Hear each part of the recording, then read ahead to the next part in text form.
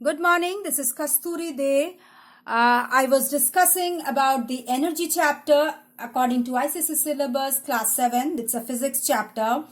So I was discussing about the transformation of energy. Today I'll discuss the examples of transformation of energy and the conservation of energy. Okay. So the examples of transformation energy is first the photosynthesis. In photosynthesis, light energy changes to chemical energy. In table fan, it's electrical energy to mechanical energy changes. Then tube lights and bulbs, electrical energy changes to light energy. Doorbell, electrical energy to sound energy. Electric motor, electrical energy to mechanical energy. Dry cell, chemical energy to electrical energy. Then heater, electrical energy to heat energy. Then loudspeaker, electrical to sound. Microphone, sound to electrical. Electromagnet, electrical energy to magnetic energy. Washing machine, electrical to mechanical. Mixer grinder, electrical to mechanical. Generator, mechanical to electrical. Solar, light to electrical. Burning of wood or coal, etc., chemical to heat. Windmill, mechanical to electrical. Photovoltaic, light energy to electrical. Steam engine, heat to mechanical. Biogas, chemical to heat. Automobile engine, chemical to mechanical. Cooking gas or LPG, chemical to heat. Television, electrical to sound and light. Car, chemical to heat and mechanical. Then campfires, chemical to heat energy. Charging of batteries, electrical energy to chemical energy. There's a note that in transformation of energy, when one form of energy is changed to another useful form, a part of energy get converted into non-useful form, which is known as dissipation of energy. Okay, so what happens when one energy transforms to another energy?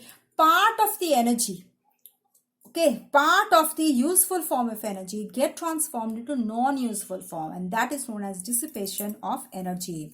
For example, to light a bulb, electrical energy converts to light energy, we know that, but part of the electrical energy get converted to heat energy, which is used to radiate to warm the bulb.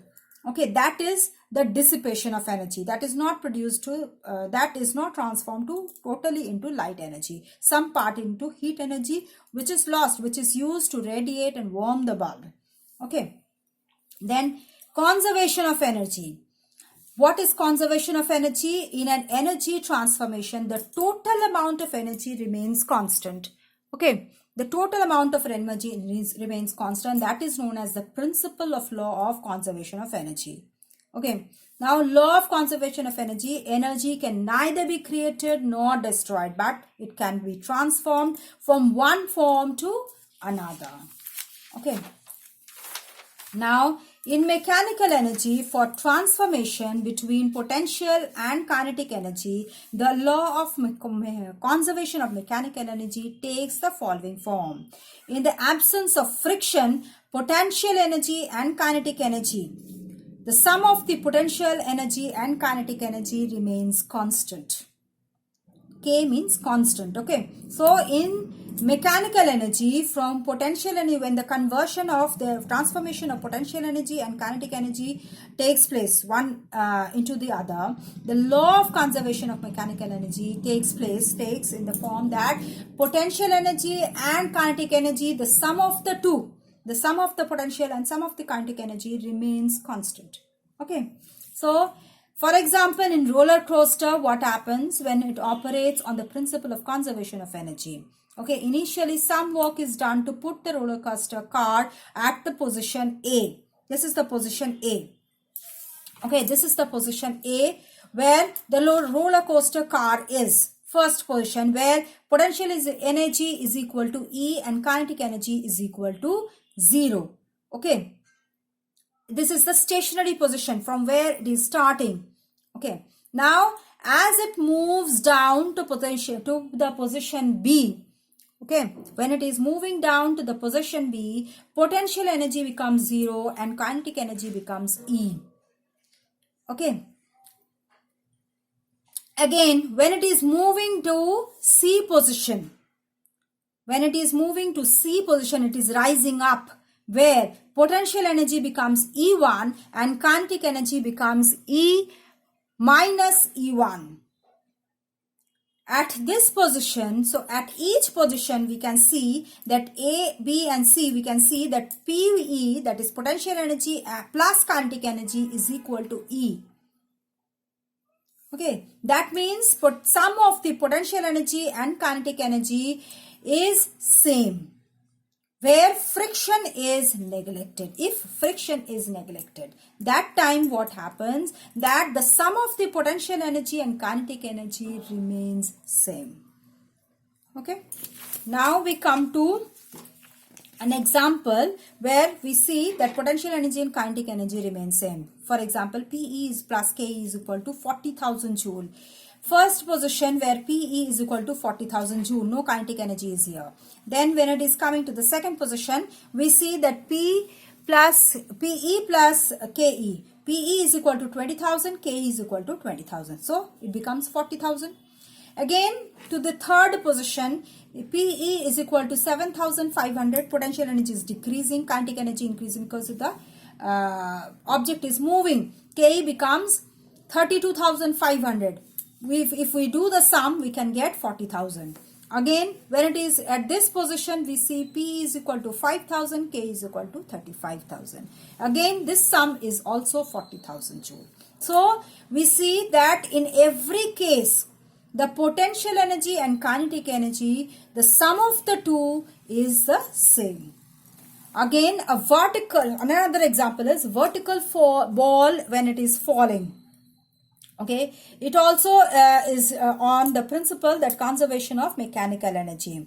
Now at point A, okay, when the height above the ground is h, the ball is stationary.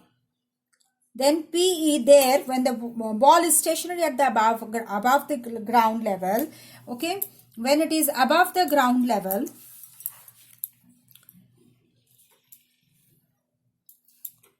here say it is the height is h.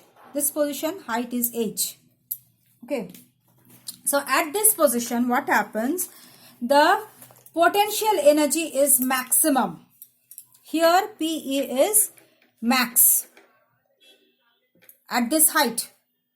Okay. And KE is 0. Now the ball starts falling. Potential energy changing into KE, kinetic energy. At point B, this is the point A.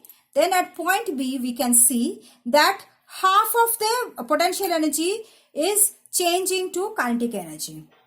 Okay, that means PE is equal to E by 2 and KE also is equal to E by 2. When half of the energy is potential and half of this kinetic energy. If friction is neglected, again, okay, then when we reach here, okay, if the friction due to the air is neglected, then PE plus K is equal to same at each point.